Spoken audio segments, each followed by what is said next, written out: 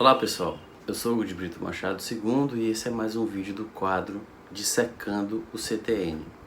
No vídeo de hoje trataremos do artigo 47 do Código Tributário Nacional, dedicado à base de cálculo do Imposto sobre Produtos Industrializados, o IPI.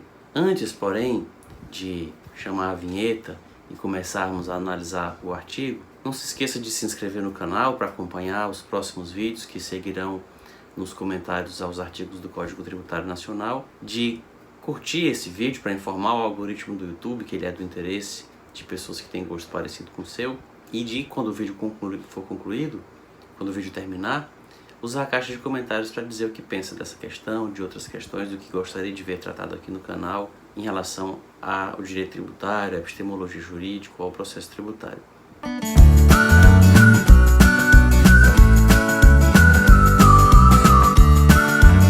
Pois bem, mas em relação ao artigo 47 do Código Tributário Nacional, como dizia, eles versam a respeito da base de cálculo do IPI.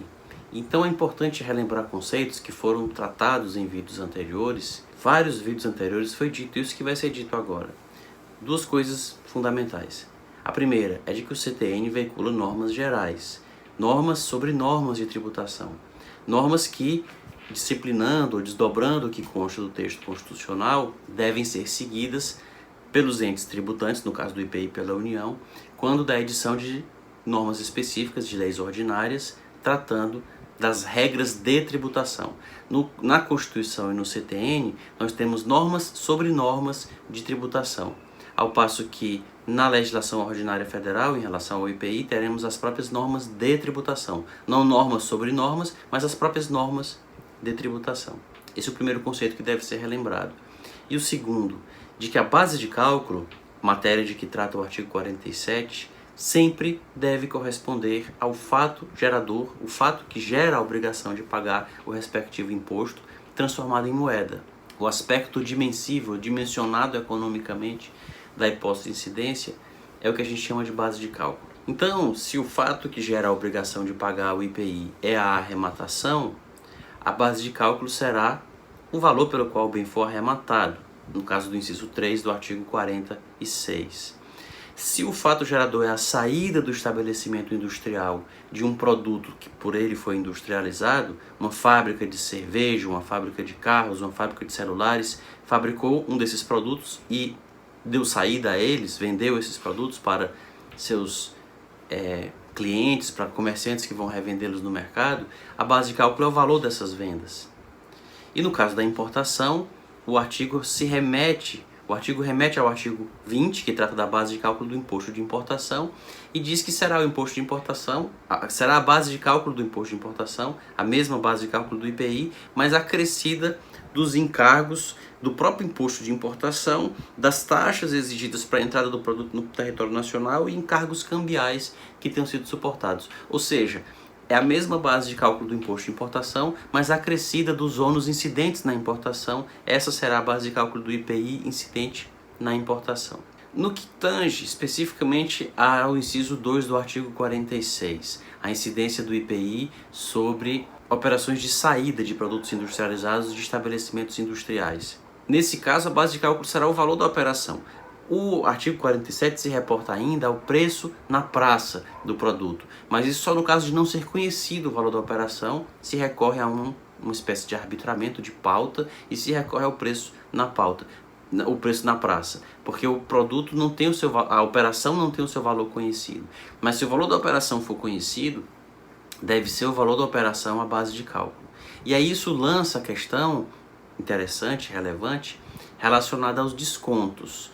Se houver um desconto incondicional, esses descontos devem ser levados em consideração no dimensionamento da base de cálculo. Ou seja, a base de cálculo deve ser reduzida em função dos descontos. Vamos imaginar que um carro é vendido por uma fábrica pelo preço de 100 mil reais. Mas em função de um desconto que é concedido de forma incondicional, o comprador, digamos, é um revendedor de veículos ou é uma locadora de veículos que compra 100, 200 carros de uma vez. E por conta disso é dado um desconto e os carros são vendidos, em vez de por 100 mil, eles são vendidos por 90, por 80 mil. A base de cálculo tem que ser esse valor reduzido pelo desconto, que é o valor efetivo da operação.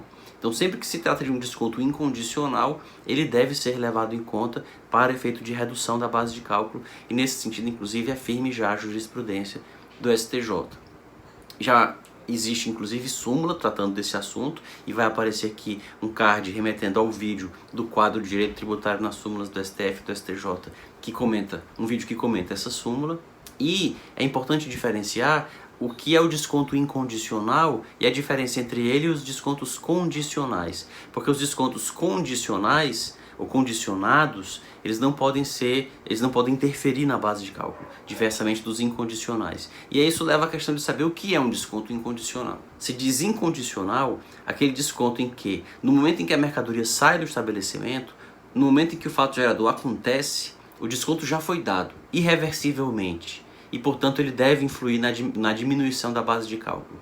Porém, quando o desconto ainda será dado por conta de uma condição que vai se implementar depois de o fato gerador ter acontecido, depois de a venda ter se consumado, a venda se consumou para ser paga a prazo. A mercadoria foi comprada para ser paga em 30 dias. Mas o comerciante disse, se você vier pagar antes de 30 dias, eu posso lhe dar um desconto. E toda a documentação é emitida pelo preço cheio, mas se a pessoa aparecer depois para pagar antes, se dá o desconto. Esse desconto não vai diminuir a base de cálculo. Mas se já é feita a negociação prévia e, portanto, se dá o desconto antes mesmo de a mercadoria sair do estabelecimento, ser vendida, e o desconto é dado irreversivelmente quando a mercadoria sai, quando o fato acontece, ele já foi dado, aí ele realmente deve diminuir a base de cálculo e deve ser considerado para esse efeito.